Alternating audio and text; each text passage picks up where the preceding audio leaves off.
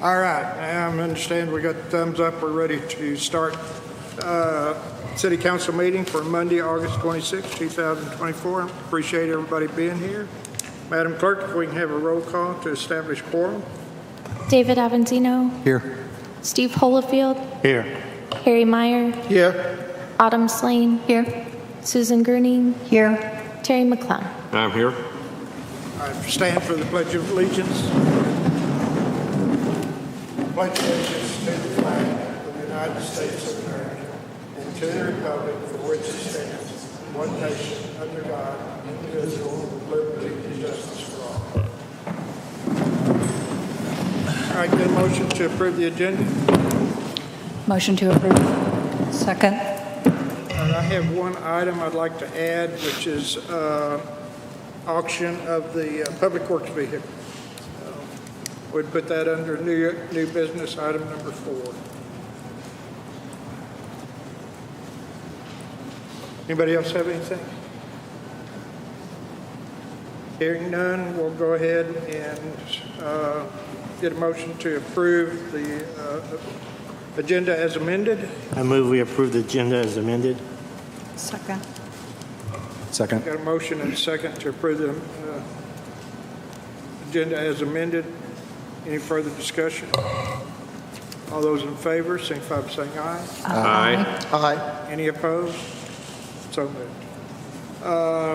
Get a motion to approve the minutes for August 12th. I move we approve the minutes for August 12th, 2024, for the City Council regular meeting.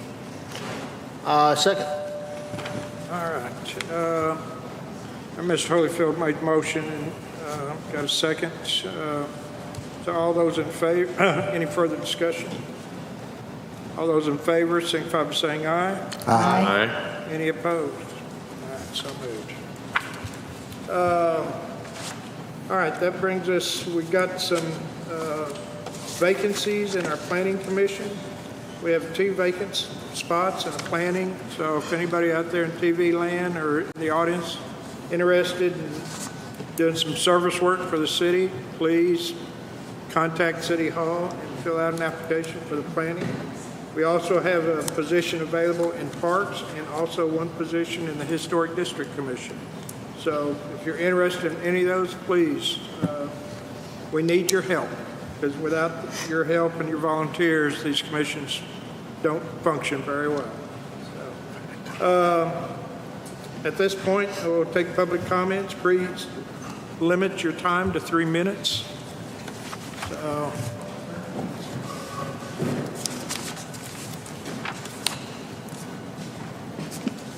Damon Hinkie here. I live at 19 Thomas Drive. I'm here to talk about the entertainment district in Pine Mountain Village. I know I've talked to most of you before, and we've come a long way on this, and there's been a ton of communication and really good information that's been shared. A piece of the equation is what we found missing on a higher level is really a vision plan for the overall direction of the city when it comes to some of these commercial areas. I think that's what the conversation boiled back to over and over is what is Pine Mountain going to become and what are the quality of the tenants and how is someone going to drive in from the outside world as a visitor, drive in to see an area that has a big tower and a theater, and what type of businesses are they really going to see in there, and whatever we can do to give a nod to the quality of the tenants that end up residing in that particular shopping center is a very important situation. There's not a vision plan on the grand scheme unless you go back into the 90s. But even if you read that vision plan, it's more about how to get people from the Passion Play and from Pine Mountain Village through the town effectively. And I think that's really a piece of what this becomes is how do we have the right establishment in that 5 acres on a bigger 40-acre establishment that makes sense for the overall visitor. I know there's some other folks that are going to comment on this tonight, so I don't want to hit on too many topics because I'm sure they'll make some of the topics that I will make. But also I want to reconfirm that 19 Thomas Drive is 180 yards from the back of that stage, and I can sit on the back of my deck at any particular time, no matter what's going on that stage. We're not in a valley like the middle of downtown. You're up there, the sound carries all the time because we hear that the actual highway go by all the time too. But I'm not as concerned about that particular area. And it's the only 5 acres that have a 35-acre buffer behind it for sound for the sound to drop off as it goes back in there. Sure, there's a few houses around, but it's not going to travel like it would downtown. And that's another point that I'd like to make. A lot of the conversation comes back to events all the time. We all realize that there's not a lot of tenants up there right now, so predominantly there's going to be a lot of events for just these particular years. But as that fills up with quality tenants with day-to-day operations that are going to need parking, there will be pushback from the actual tenants that say, we don't need as many events up here because we need the parking for our actual customers who are coming in here and expecting the day-to-day entertainment. If we could have some small pubs, live music, an actual scene that you could walk back and forth, do some shopping as you go, I believe that that entire development could become something that Northwest Arkansas folks would come over to see and spend some time at. And then we'd really have a connectivity up to the highway, fill some motel rooms, et cetera. That's kind of the recap of what I've got for you. Thank you. Thank you.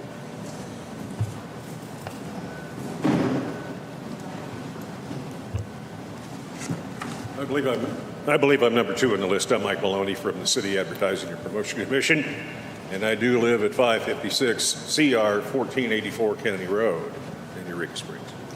I want to do a little bit of kind of a broad brush overview of entertainment districts as a whole. I've experienced both entertainment districts in Northwest Arkansas, in Fayetteville, and the one in Rogers.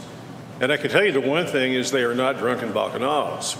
They really are very well organized. They're put together in a way that's efficient. But the one thing that entertainment districts do is they provide another economic opportunity for the city. And I think that's the one thing I would like to see you all really take a deeper look at. And I know you've made up your mind probably already. I know where most of you stand on this, but I think the broad picture is entertainment districts as a whole can be a benefit to our community. Constantly looking for ways to increase our tourism component. And the one thing that we can do is provide this type of opportunity, I think, to really the overall city composure versus just, a temporary district here and there. It's kind of what we've been doing. So we're not really necessarily trying to thwart the idea of entertainment districts.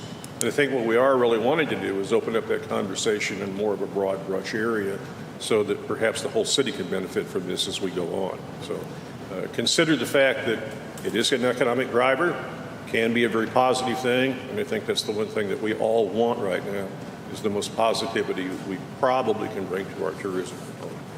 Thanks.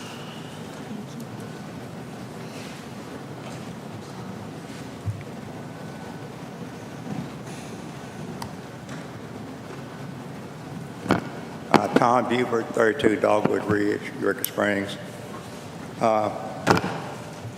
I had occasion, if y'all recall, about a year ago we passed the tree ordinance in September of 2023. I believe everybody here was on that city council except for Ms. Bruning at that time. The old ordinance required a $20 fee to get a tree cut permit. At the meeting, we changed it to $40, and I believe Mr. Abbruzzino wanted $10 to go to a fund for people that needed help. A special fund should have been set up in that regard. I had occasion a couple weeks ago to look at the tree cut application used by the former building inspector, and he's been collecting, according to the form, $20 rather than $40. So I don't know how you trace the money, whether it's a separate process the money goes through when somebody files an application and the fee is paid. According to the form he's collecting $20. And somebody may want to check and see, trace down and see how much money he actually was collecting. If he was collecting the $20, did any money go into that special tree reserve fund? Thank you.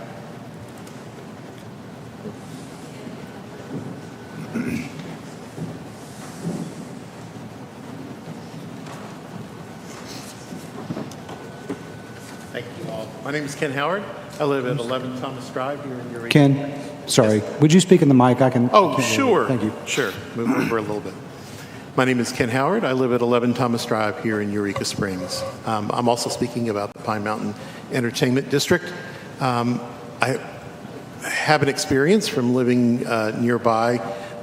Last year, my husband and I and our dogs loaded up the wagon and we went off to Kansas City for a jaunt on September 21st so that we weren't subjected to all the noise from just the BB and BBQ weekend, which is just one event. We get regularly hit with not only all of the motorbikes going up and down 62, but also, of course, every time there's an accident, it carries straight across the hollow from the fire station there. So it's pretty noisy. And what I was struck when I got to Kansas City in our place there in the middle of Midtown, a very busy place, city of 2 million people, how quiet it was, how relaxing and peaceful it was. It was everything that our home in Eureka Springs was not. And I found that when I go to other places, it's a lot quieter. So there is an impact now, even without an entertainment district, from the simple advance of more focus on kind of motor-centric tourism, I would say, in this town. The Pine Mountain Entertainment District, the other concern I have is that it's not well balanced. As Damon pointed out, I think more thought needs to go into an entertainment district. Typically, they are placed in more urban areas that are more focused on commercial development and not so much on residential. There are a lot of residences behind those districts, and I think we need to keep in mind that. And that's the final point I want to make, is that a town is not just a business. I know the business of Eureka Springs is tourism. Got that loud and clear. Want to see tourism thrive here like everybody else. But it also has to be a place where people can live. And if we're not taking care of the environment in which people live, then you're going to have a place that is out of balance. And like there's the Strong Towns movement in this country that looks at a lot of the different factors that go into making communities viable and strong economically, but also strong for the people. And it takes a variety of supports. And one of those is the residential. And I would submit it's an area where we're lacking in this town. So that's my point of view. Thank you very much.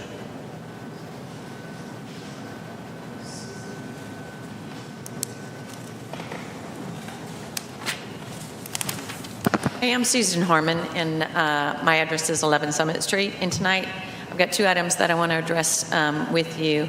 Number one, I'm on the Planning Commission, so I just wanted to give you guys a heads up that currently the Planning Commission is discussing an area development plan for Eureka Springs.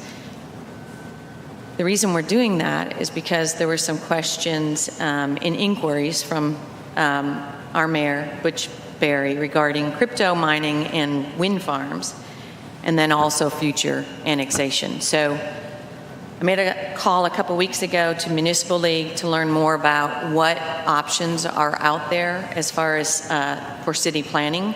And based on the call that I had with a individual at the Municipal League, they suggested that possibly an area development plan would be a good option for us.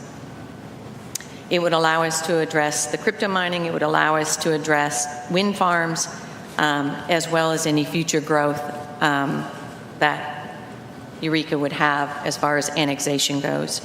My hope is that I'll find out this week about a possible upcoming Zoom call. And so the reason why I'm saying this tonight is that I would love for you all to be a part of that. And if we get that set up, my hope is that it will be done in September. But if we have that call set up, that we'll be able to send that information out to you, and that some of you will be able to attend that Zoom call and ask any questions that you might have as well. It's kind of a learning process for all of us. I've never been involved in doing an area development plan. I don't know how many of you have been as well, but it is a good learning experience for us. And the hope is that we can put something like that together that will help grow Eureka and take care of the next 10, 20 years to either avoid problems and or to make the town better. Number two, I know that you guys are discussing the entertainment district out at Pine Mountain, and I've heard several people say things already, but I just want to let you know that I am in support of establishing an entertainment district at Pine Mountain. I think it is a good thing for Eureka Springs. We need thriving businesses to fuel Eureka's tax needs. So listening to the budget, we have shortfalls here, we have overages here, but it costs a lot of money to run a city. We've got a lot of things that need to be fixed.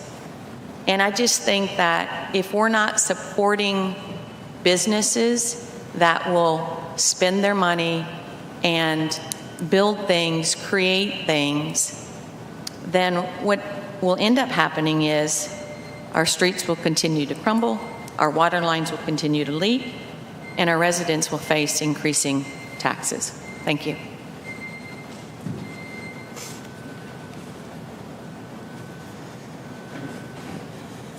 Is there anyone else for public comments? Didn't get signed up in time. All right, we have one to be read, I think, into the record. I'm writing this email concerning the Entertainment District permanent permit for Pine Mountain that will be discussed and voted on tonight. Did the city do an impact study on those that are living and working in the area of Pine Mountain? If the answer is yes, a study was done. I live on Thomas Drive and was not contacted by my councilperson or the city for my thoughts. I haven't noticed any bars in Pine Mountain. Who is going to sell the alcohol? Will there be alcohol trucks dispensing alcohol? Will law enforcement be out on the highway directing traffic? Will Pine Mountain provide their own security, or will the city pay it provide the security?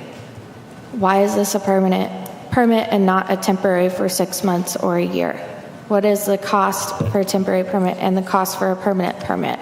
It's my opinion that the permanent entertainment district should benefit more than one business owner. Vera Dobbins of 5 Thomas Drive. Who was it? Who was that? Vera Dobbins. Vera Dobbins. Yeah, VIARA. Did you have an address? Yeah, 5 Thomas. yeah. All right. That concludes our public comments for this evening. Our first order of business is under unfinished business and the sewer update. Public Works Director.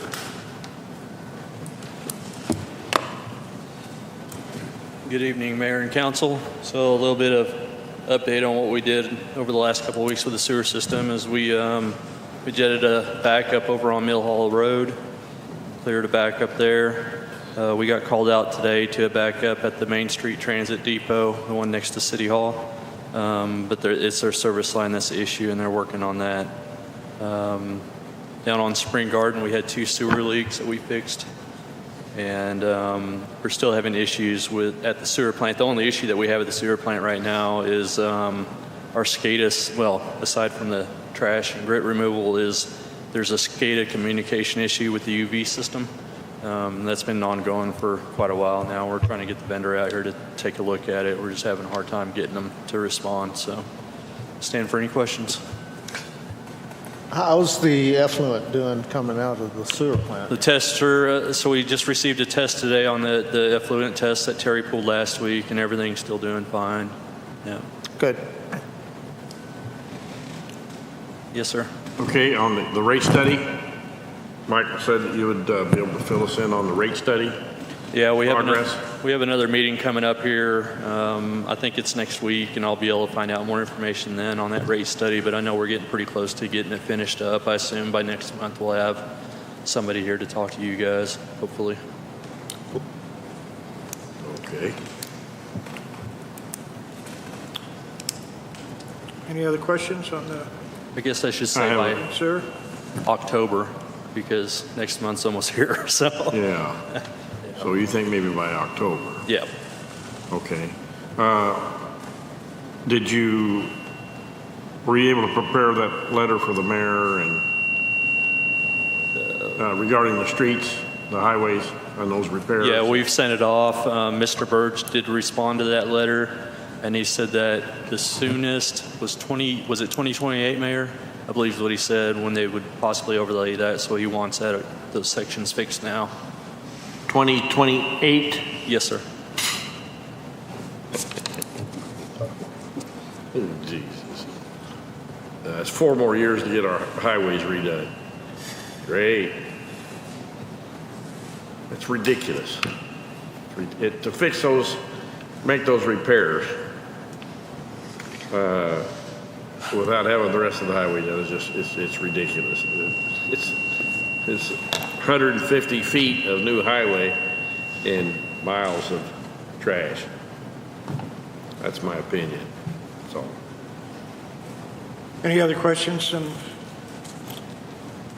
sewer update? All right, that gets us into our water leaks, and get one motion to discuss. Motion to discuss. Second. All right, so a little bit of information on what we've done over the last couple of weeks and what we're working on right now in the near future. Over at the Travelers Inn, we've been trying to replace that 3-inch meter they have out there.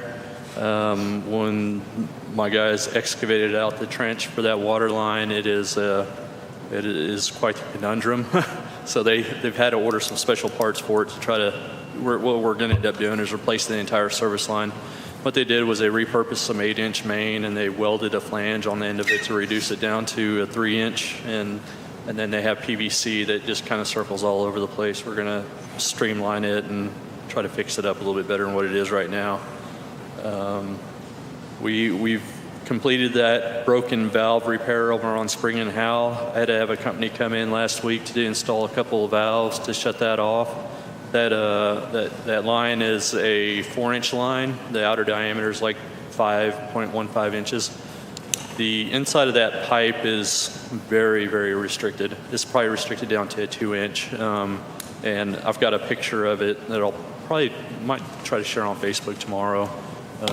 What that pipe looks like, what happens with water over years, because that's one of the older lines in the city and the damage that's done to that line itself. So we're going to have to look at that being one of our first projects for water line replacement in the future.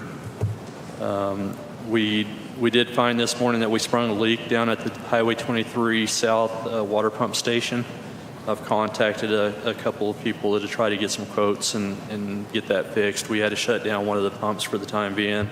Luckily, we have another pump that's still working. We made a repair to a 2-inch water main down at 8 Cross Street. We repaired a water main at 133 East Van Buren. We replaced some water meters, which involved removing some of the street over at 35 Bridge Street. We have a leak at 135 Deer Lane that's scheduled to be repaired tomorrow. And then we also have a leak. I don't know if that's right. Yeah, they did a 2-inch main repair at Breeding and Alexander. So that's what we've done over the last couple of weeks. Yes, sir.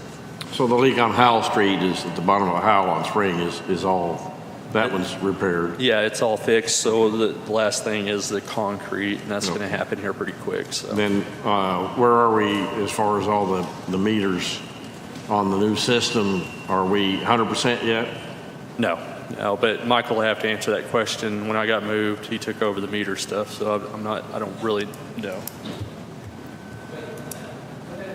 I really don't know. I don't know. So. I don't either. Yeah. Well, how about billing? I've gotten some complaints about this last bill period. They didn't get their bills posted. Yeah, I don't really have anything to say about that either. Michael's taking over the billing part as well. So. We have. He's laying it off on you, Michael. Well, he's not laying it off. It's because when he was doing it, it wasn't getting done. So I had to step in and take it over. So about 30 days ago, I took over the billing department for that. We're trying to get all the bills corrected. We are correcting the staff. We're correcting the bills and trying to get it good going forward. Best I can say. Thank you. Good. Thank you.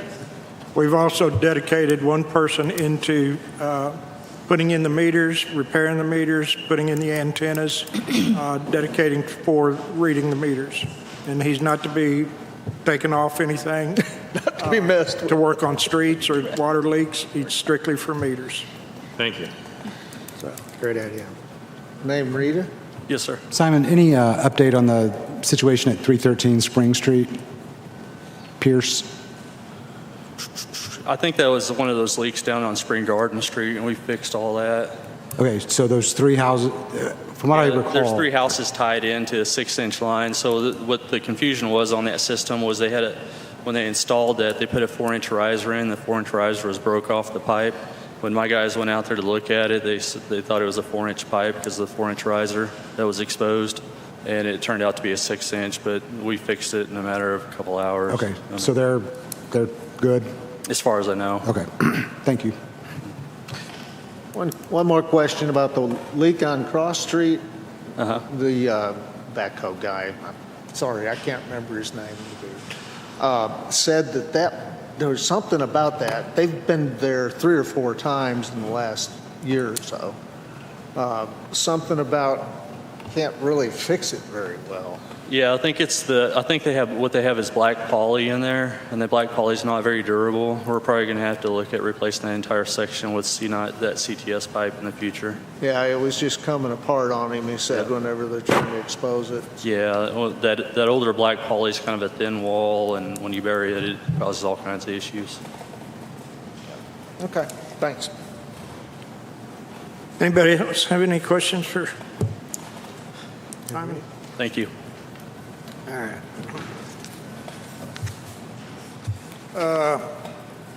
All right, get a motion to, next item of business is Permanent Entertainment District at Pine Mountain Village. Get a motion to discuss. I move we discuss. I second. All right. Ms. Grunning, would you want to lead off on this? Yes, so I'm bringing up of establishing an entertainment district in Pine Mountain under the Act of 812 through the state of Arkansas, offering a unique opportunity to enhance our city's economic development, attract tourism, and revitalize an area that is already underutilized, which is a shopping area. The proposal is about fostering a dynamic environment where local businesses can thrive and attract a diverse range of visitors. And make no mistake, Eureka Springs does depend on visitors. An entertainment district is a proven catalyst for economic growth by allowing patrons of bars, restaurants, shops to possess alcoholic beverages outside of those businesses. We can create a vibrant, pedestrian-friendly area that encourages longer visits and increased spending. The increased spending will thus create taxes for the city. This is an entertainment hub where new businesses can flourish. The car shows, Damon kind of mentioned this, that are currently being held there are just the beginning. And as he said, once the Pine Mountain Village, which is almost still sits empty, if we can fill those with businesses, there'll probably be less car shows or less events there, but more businesses will move in the area. The district will evolve, drawing in more diverse and high-spending tourism. Eureka Springs is currently losing tourism to neighboring towns, some in our own backyard, that have already established entertainment districts. Cities like Mountain Home, Bentonville, Fayetteville, Rogers, Springdale, Fort Smith, Pine Bluff, El Dorado, Texarkana, Little Rock, to name a few, have all seen significant growth after establishing their districts. These areas have not only attracted more visitors, but have also seen an increase in new business ventures contributing to their economic success, all without an issue, all still thriving, bringing tax dollars to their towns. By establishing our entertainment district, Eureka Springs can reclaim its competitive edge and become a destination of choice for tourists that we are losing to what we would consider to be non-tourist towns. Not only does Pine Mountain currently have many empty buildings, particularly in the proposed area for the entertainment district, but our downtown area also has vacant buildings. And I think last I counted 10 to 13 vacant buildings in downtown. These vacant spaces represent lost opportunities for tax revenue and economic activity. The developed 5 acres out of the 40 within the Pine Mountain area alone can be transformed into thriving businesses. So I'm referring to just the 5. contributing significantly to the city's tax base. By sending a message that Pine Mountain is open for business and ready to grow, we and they, as a local business partner, can attract potential business owners who are looking for a supportive environment, and supportive being the key word to invest in. They took a risk at purchasing this property. Some of the comments I heard is, well, they will benefit from it. Well, they bought the property. If you own a business in town, you expect an ROI back. So they took the risk at purchasing the property. We need to take the risk and support these businesses. Safety is a top priority in the proposed ordinance. The district will be clearly marked with signs around the perimeter, including within the fenced area of the tower, ensuring everyone knows the boundaries. Moreover, the fire marshal and the police have the authority to shut the district down at any time. And this we talked about it in the ordinance before. It'll end at 10 p.m. And this doesn't mean these are events. This just means it's an entertainment district where one can walk around. This is because if they want events, they currently can do that today by applying for an event. This is about providing a controlled, regulated environment where patrons can responsibly enjoy a drink outside. All alcoholic beverages will be served in marked cups. No coolers of beer will be allowed, no coolers at all. They do have ABC rules that they have to follow, and I don't think the businesses want to risk losing that. This ensures that the district remains a family-friendly place with a designated time at night when alcohol consumption is restricted. Times are from 10 a.m. to 10 p.m., so there are no late issues. The entertainment district will be a place where families can gather, dine, and enjoy the scenic beauty of Pine Mountain. It's designed to be a space where someone can leave a restaurant like Polly's, which is currently there today, sit at a picnic table and enjoy the view of surrounding trees. I did notice when I was there the other day, there's Polly's, there's the parking lot, and then there are strips of areas that are just gorgeous with picnic tables to be able to sit down. And if Polly's was busy, you can sit at a picnic table and enjoy a beer. Right now, you can't do that. The district is about enhancing the quality of life for both residents and visitors. By setting a 2-year period, we can give potential investors that would want to come and look at Pine Mountain the opportunity and the confidence that they would need to consider Pine Mountain a viable location for their businesses, and it shows that they have the support of the city. With the property located up on Highway 62 and the surrounding acres owned by Pine Mountain, this gives less issue for being downtown or near residential areas. The space is there. Establishing an entertainment district in Pine Mountain is a smart economic move and a necessary step to ensure our city's growth and competitiveness.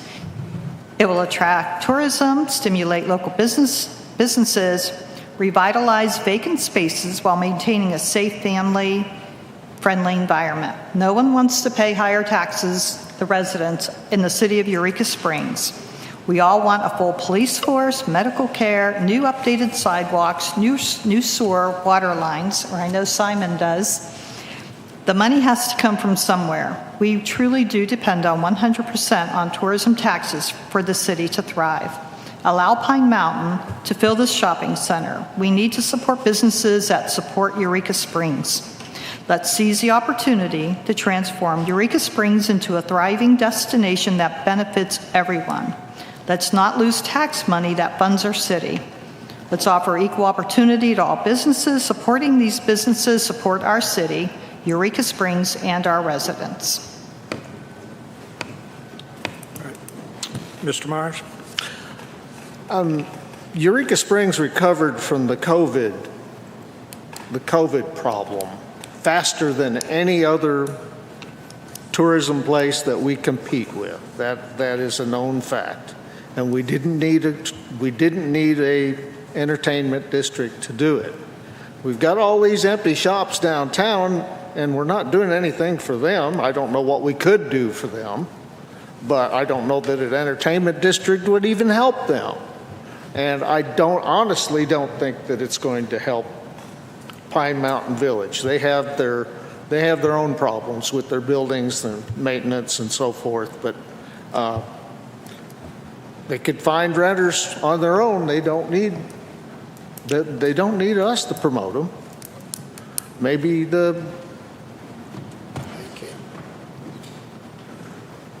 Mr. Mayor, are you going to invite them up here to speak to us? Are you through speaking? It's the council's turn to talk about and discuss this.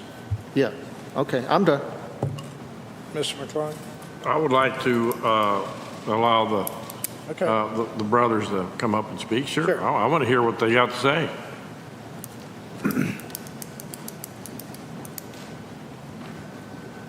I'm Marshall with Pine Mountain and Polly's. This is Kyle. He's my brother. Hi, I'm with Eureka Harley, Picturel Harley. I want to thank y'all for putting this on the agenda and for giving us an opportunity to speak. So most of y'all know we picked up the property, acquired it in 2015, and we've been trying to figure out how to maximize the property.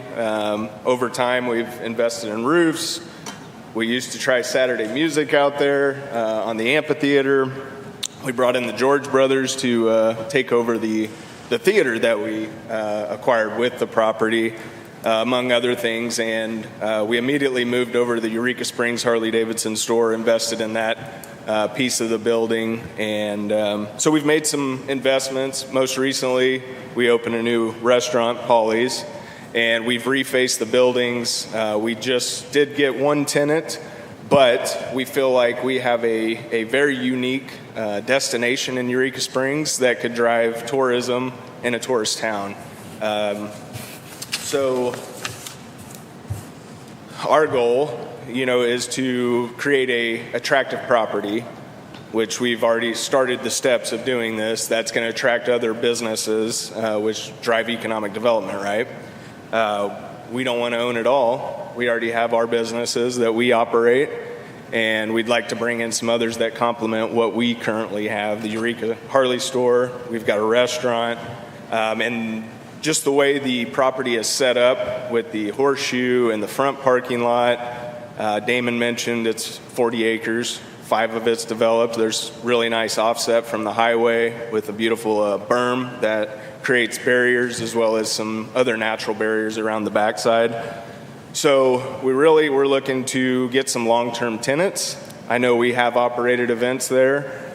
Sure, there will probably be a few events, but from our perspective, we would prefer long-term tenants that are paying rent month after month and complementing what we already do. That is a steady stream of income. It's easier to operate, plan, financial expenses, and things like that. So we have, with our events, feel like we've operated them successfully. We always operate within the noise ordinances within the city limits and shut down at the times that we say we're going to, provide security for our events.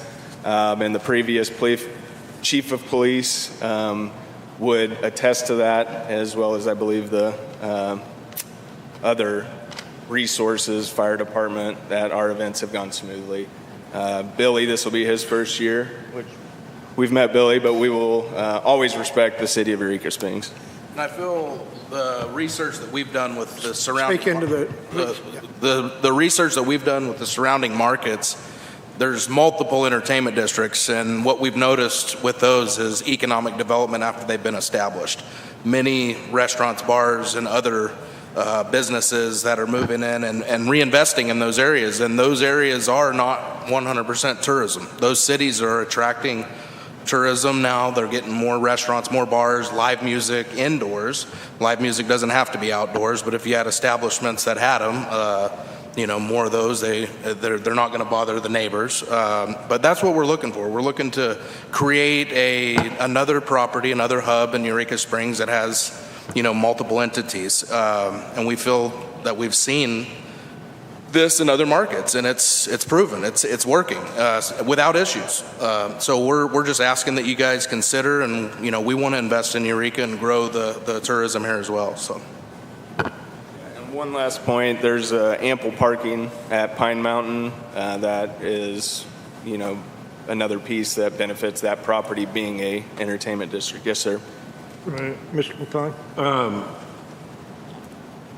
So you're talking about a specific container, beverage container, whether it either has beer or hard liquor, regardless. Yeah, I see that. It says right there. Okay. So, but my question is, are you allowed to take that in one establishment and into another establishment, get it refilled in a different place? The law for alcohol, a permit. Speak, please. Go back. For a permitted ABC establishment, you're not allowed to allow any alcohol to come in. Come in the door. So if you were to go from one to the next, you wouldn't be able to bring that into their establishment. That's, I wanted everybody to understand. There are obviously other laws that everybody has to abide by. Yes, I think that's important, that it's just not a free-for-all. And there's signage that would, Of course. Yeah. Ms. Swain? I think from a business standpoint of you trying to attract businesses to that area, this would be a great unified selling point to those people. I think that this is a perfect situation. It's contained. It's in your own parking lot. Just as of recently, we've done car shows there. You guys have always been, I would say, a professional promoters as far as what you guys have put on there. I think this is a great ordinance, and I think that it should be passed tonight. Mr. Holyfield? I have one question. What happened to the plans for the restaurant when you first pull in there? There's going to be a big restaurant there. I was on HDC years ago when you all got the plans approved. That just never happened? Or? Yeah, well, the world changed. Obviously, during all the stuff, the cost of construction for that property went up 75, 80%. So then we went through the process of back and forth, and, we've decided we'd like to start with this phase, which was fixing up the buildings and trying to fill the lease spaces. And there is opportunity, economic development, to build or to have other tenants build and create a destination like that. But yeah, as of now, this is our first steps to, but we have invested quite a bit of money to get where we're at today to try to attract that kind of setting. Yeah, and just to touch, that was those plans were built pre-COVID, and the hospitality industry was decimated at the first year of COVID, and the bank risk, all that changed along with construction costs, and changed our plans. So we've had to take a step back, reassess, and then we've made our steps forward. Okay, thank you. Ms. Groening? So I do appreciate that you all are invested in Eureka, because it's not just Pine Mountain that you have a business. You also have another restaurant here. And I also appreciate that you're using some of the buildings that you fixed up and use those. It would be nice to have more restaurants. Maybe Mrs. Slane might not agree, but I mean, I do like, you have to start in different phases. It does cost money to grow an area, and so I do appreciate what you all are doing so far. Mr. Meyer? I know that you had a lot of buildings that needed rehab when you bought the property. And when you moved the Harley shop in there, it has done really well. I mean, you're making good money out of that shop. But a while back, when the other renters were in there, I don't know who did it, a part of your company, evicted everyone. That's not accurate. No? No. Ask them to And leave? That's really not It's part of irrelevant this, at but this point. It doesn't matter, but the buildings were in rough shape, termites and so When we forth. purchased it, there was an owner. They didn't have leases in place. Some weren't paying rent. We came in. Some people had to pay. They had to pay rent. But to fix everything up, you got to be able to pay market value rent to invest. And Forgive me. It So just it took a wasn't- that's while. probably not- It just took me a while. It took a while to get the buildings fixed to where you could rent them. Yeah. Probably a few years. Well, they just like any building. I mean, tenants have to also invest inside of a building too, as well. So. Yeah, get rid of the termites. We've had that inspected, and there's no termites. Mr. McClung? I saw a swarm. I think we can fine tune this as we go, but I'd like to make a motion that we assign this ordinance a number and put it on its first reading for passage. Second. I have a question. Okay, there was a motion and a second? Yeah. Okay, discussion? Yeah, discussion. So I'm looking at the 24-ounce cup, and I'm trying to pull up the ABC website, but I can't. Is that a legal amount for an entertainment district? Because that's a pint and a half. Seems like a lot of alcohol and beer. We'd have to look at that. We're open to revising to make Okay. this work. I was trying to look at it online, but I couldn't get the page to pull up. You know, a lot of event spaces have 24-ounce beverages. The entertainment district, I don't know specifically, but Okay. we'll operate within the bounds of the law. And then my second question is that this ordinance that we're looking at says that you will provide security. Essentially, I mean, you're asking for 7 days a week from 10 a.m. 10 to 10, correct? Correct. So are you going to provide security 7 days a week for this district? That'd be for events. I mean, you can't afford to pay for security when you don't have. We'd have a security plan in place for the 7 days a week, but you're not going to have live entertainment 7 days a week. And if you go to any entertainment district, there's not live entertainment and events 7 days a week. So we would have a valid security plan in place. So I guess my question is, like we do on temporary districts, where the police chief, public works, all these people have to sign off,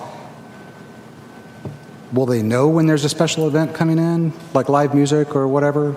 Yeah, that's still, Should that be indicated in the ordinance? we can put it in there. We can add it to the ordinance, but if they're going to have an event, they have to get approved for that. And isn't that already in the ordinance for an event? So wouldn't it be covered there? Because this isn't about events. This is about having a entertainment district.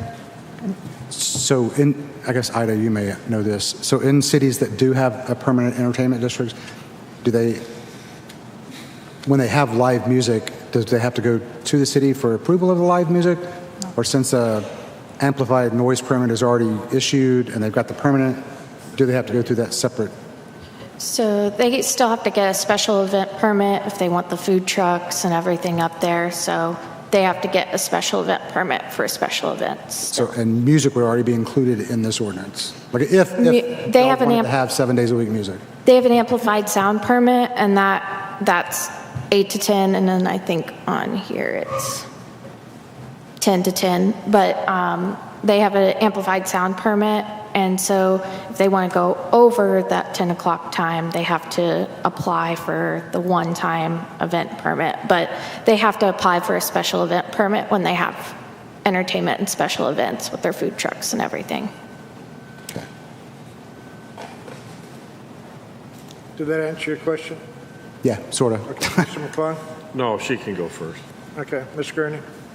So if Polly's decides to have a guitar player or a small band, are they allowed to have that? Absolutely.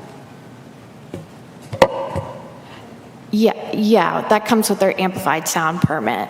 It's just the special events, like if they want food trucks, if they want all of that, they have to get a special event permit. Because that's the only way with the food truck ordinance to have those. Oh, food truck? Yes.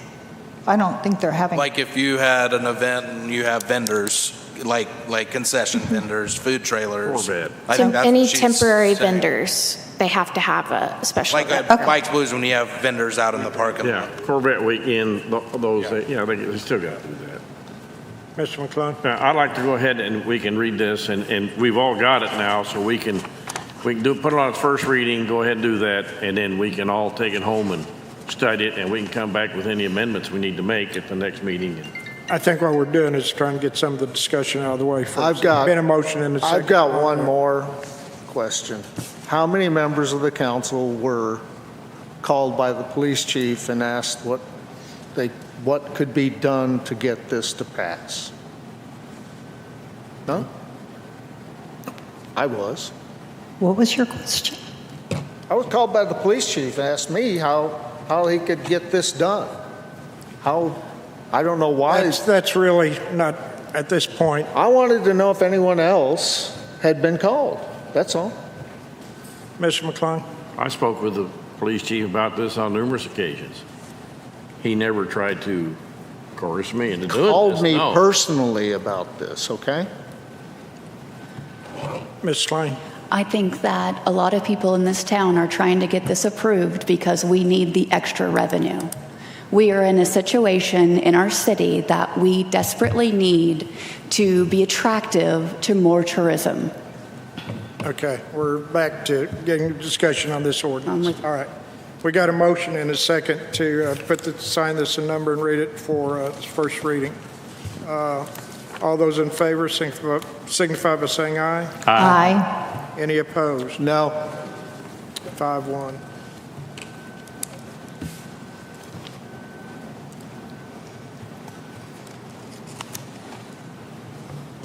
Assigning ordinance number 2357, an ordinance to authorize the creation of a permanent entertainment district at Pine Mountain Village.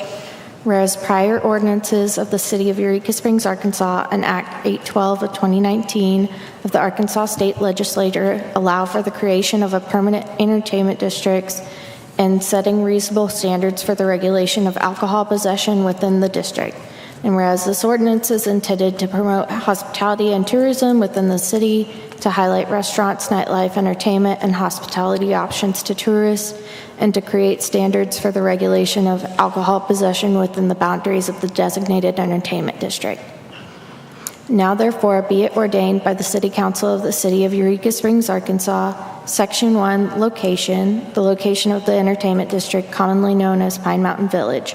Property survey and highlighted boundaries are attached hereto as Appendix A, with the exception of the tower. Section 2, signage. Signs stating of entertainment district, no alcohol beyond this point, must be erected every 40 feet across the front of the Pine Mountain property from the east property line following the entertainment district boundary along Highway 62. A sign must be posted on both sides of the entrance gate of the tower indicating that the tower is not part of the entertainment district, stating no alcohol beyond this point. Section 3, dates and times hereby permitted. District is authorized to be in operation from 10 a.m. to 10 p.m. 7 days a week. Section 4, identification of participants. Those persons who wish to possess or consume from an open alcoholic beverage container within the district or enter the district from a permitted alcohol beverage establishment with an open container shall first obtain an orange identification wristband with the words Pine Mountain Entertainment District printed in black ink. No container used to contain alcoholic beverages removed from a licensed vendor's building shall contain more than 24 fluid ounces. Section 5, applicable state and local laws. All laws and ordinances not addressed herein shall remain in full force and effect. The permission to possess and or consume alcoholic beverages under this ordinance and any similar ordinances shall not be construed to allow anyone to possess and or consume alcoholic beverages from any container in a vehicle. Section 6, removal of alcoholic beverages from the district by participants. Shall be lawful for any person to remove an open alcoholic beverage container from the entertainment district. All unfinished quantities of alcoholic beverages must be properly disposed of prior to the participant leaving the entertainment district. Section 7, Police and Fire Authority. Nothing in this ordinance prevents the Chief of Eureka Springs Police Department or the Chief of Eureka Springs Fire Department from suspending the operation hours of any entertainment district if necessary to comply with local, state, or federal law or fire codes, or as necessary to protect the public health, safety, and welfare. Section 8, Expiration Clause. This permanent entertainment district shall expire 2 years from its passage unless further action is taken by the Eureka Springs City Council. Should the City Council find it necessary for public safety, this entertainment district created by the ordinance can be suspended or terminated by passage of an appropriate ordinance. Should the property of the permanent entertainment district sell, then the permanent entertainment district shall be terminated unless further action is taken by the Eureka Springs City Council. Mr. McClung?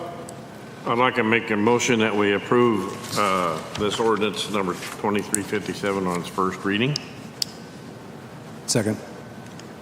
Mr. Alvin. All right, motion made by Mr. McClung to approve ordinance 2357 on the first reading, and Mr. Alvin seconded. Any further discussion?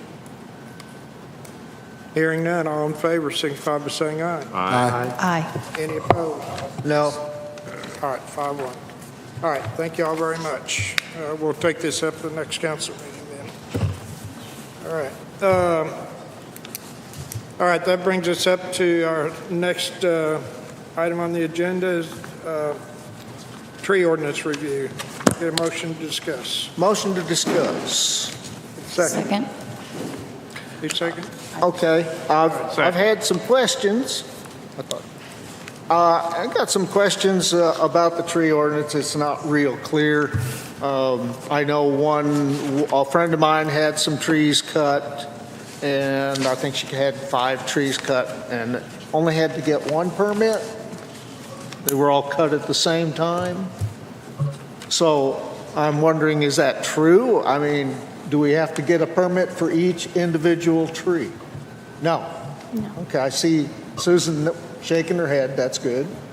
And dead trees, you only need the building inspector to look at those, right? Okay, well, someone else was asking me about all this because they were worried it was going to cost them a ton to clean up this property. And that answers my question. Thank you very much. All right. All Susan had to do was shake her head. All right, that brings us up to a discussion of 2.48.040C. Again, motion to discuss. Motion to discuss. Get a second.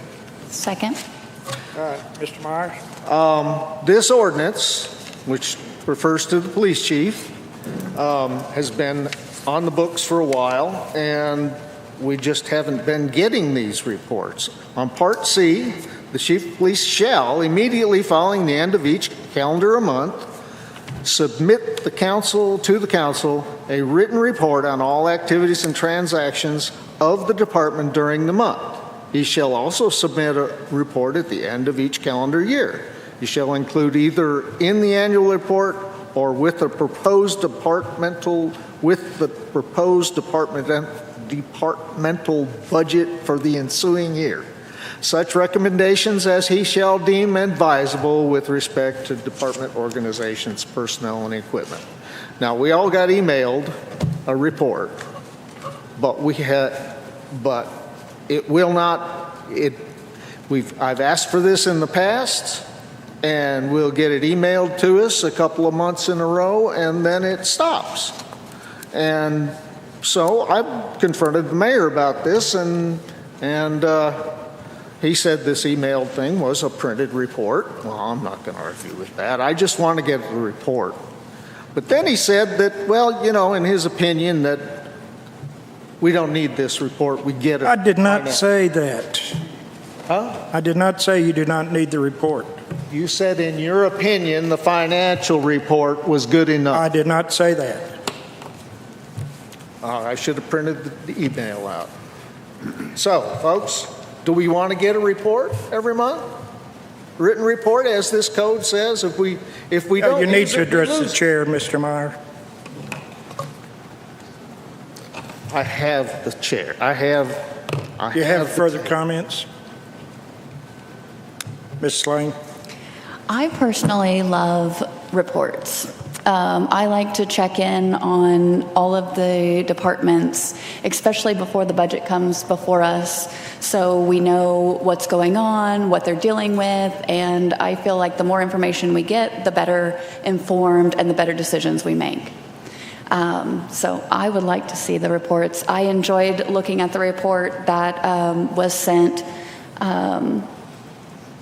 and I think more information is always better.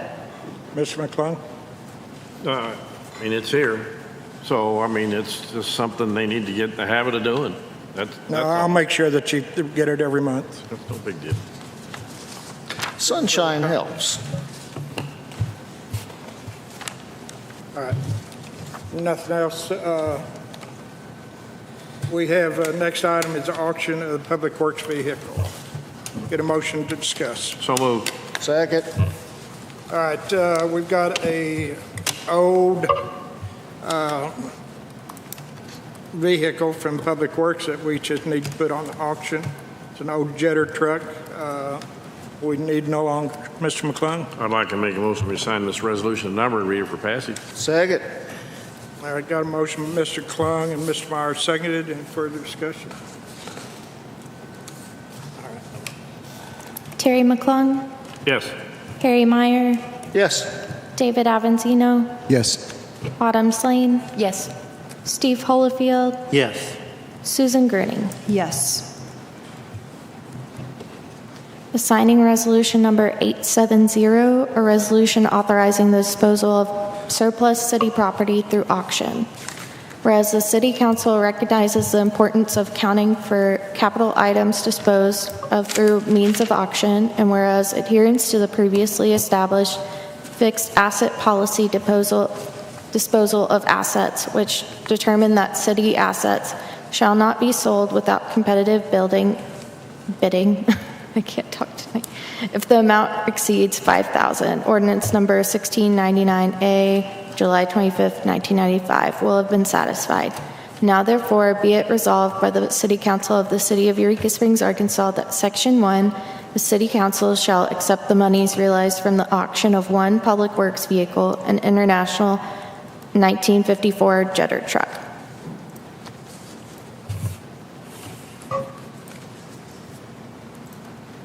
All right. Brings us to agenda setting. All right, then we'll go on to the council comments. Mr. McClung? Lots of pretty Volkswagens, pretty and lots of old ones, which I like. It was it was a good weekend, busy weekend for everyone, I think, and it's nice to see big crowds in town, of course. And then the other thing that I have is just a reminder on the smoking signs at Basin Park. They're still not up.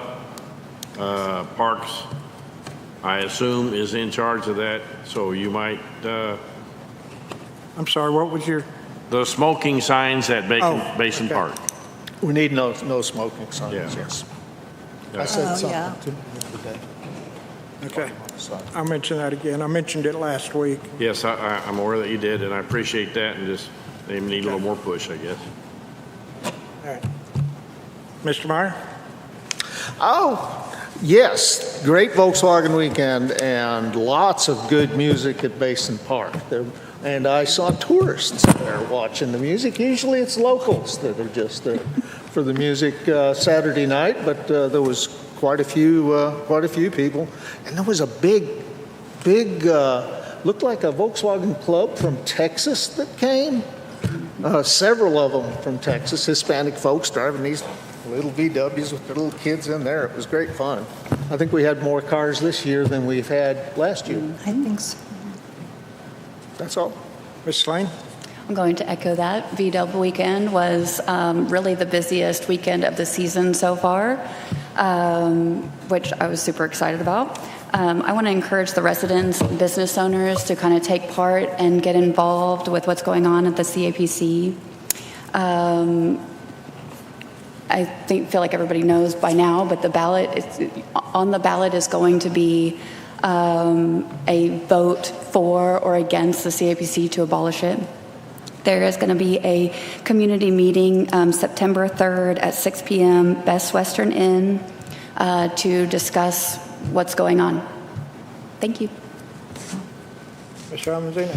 Yes, great VW weekend. I didn't get to go to any of it because I was laid up in bed after surgery, but I heard a lot of good things about it, so it was a lot of fun seeing the pictures and the videos. Also, just to echo what Autumn just said about the CAPC, it's pretty scary that this is going to be on the ballot, and if you don't think it's serious, you better look again, because it will affect the entire city, not just those that are tourist related. It'll affect each individual resident that lives here. Mr. Holyfield. My very first car was a VW Bug, so I always loved the parades, and it was wonderful to see them all over town. CAPC regular meeting this Wednesday, the 28th at 6 p.m. here in the auditorium, and I'd like to also add to Autumn and David's comments. It's very scary to think that people would vote to get rid of this advertising commission and our tax money for advertising, and we just need to organize and make sure everybody's educated on what that means. Ms. Greeny? So I'm last, and everybody has said everything. I do have just a few more, not only educating people on the CAPC, but voting. You have to go out and vote, and it has to be within the city of Eureka Springs, correct? Can only be within the people that live right in the city. The other thing, we did have a great Volkswagen weekend, but we also had Stephen Colbert here. Oh, yes. We did. That's cool. It was cool. All right. We did have a great weekend the last 2 weeks. We've had a lot of good music in the park, and as Mr. Myers said, it was well attended, and we have more music coming up. Friday, August the 30th from 4 to 6, we have the Night Timers in the Basin Park. And then on the 31st, that's following Saturday from 2 to 4, we have Casey and the Attaboys. And then the following weekend, we have, actually we have two car shows. We've got the September 5th through the 8th at the end of the Ozarks, we have the Miata 25th annual Miata car show. Whoa. I didn't realize they've been coming for 25 years. But and then September the 6th and 7th at Pine Mountain Village, we have the 53rd annual Classic Car Show. So if that's always a lot of fun, a lot of nice cars coming in. And then, of course, we'll have the Antique Car Show Parade Saturday at 3 p.m., and then the great Eureka Springs bank robbery reenactment immediately following the parade on Spring Street. And then one of our biggest festivals that we put on ourselves, and it may, I know it's the oldest festival in Arkansas, maybe one of the oldest this side of the Mississippi, is the 77th Annual Ozark Folk Festival, September 5th through the 7th. We have the Barefoot Ball with Chucky Wags and Jesse Deans Thursday, September the 5th at 8 p.m. in the auditorium. The Ozark Mountain Daredevils, Friday, September the 6th at 7:30 in the auditorium. The Elders, Saturday, September the 7th at 7:30 in the auditorium. And this may be the last chance you ever get to see the Elders. I'm not sure they're going to be playing anymore. So they are a wonderful Celtic folk band. So get a chance, come on down. And then, of course, we got performances in the Basin Park Band Shell and Main Stage, workshops at Main Stage in the auditorium. And this is, for some of the older people who've been here, the 1973 Ozark Mountain Folk Fair photo exhibit is going to be down at Main Stage. And if you're new to this area in the last 15, 20 years, in 1973, they had about 20,000 hippies come into outside of town for a 3-day folk festival. 3 days? Did you know anybody that was there? I knew a few of them. And I remember some of it. I do remember it was a rainy weekend. Yeah, of course. Illustrious city attorney was there. I remember seeing you. This hippie. This hippie. But anyway, it's a great photo exhibit, and I hope they've got a video with a lot of the folk music and musicians that were there. So anyway, a lot of things coming up in the next 2 weeks, so get out and have a lot of fun and enjoy it. So take a motion to adjourn. So moved. Second. All in favor? Aye. Okay, so moved.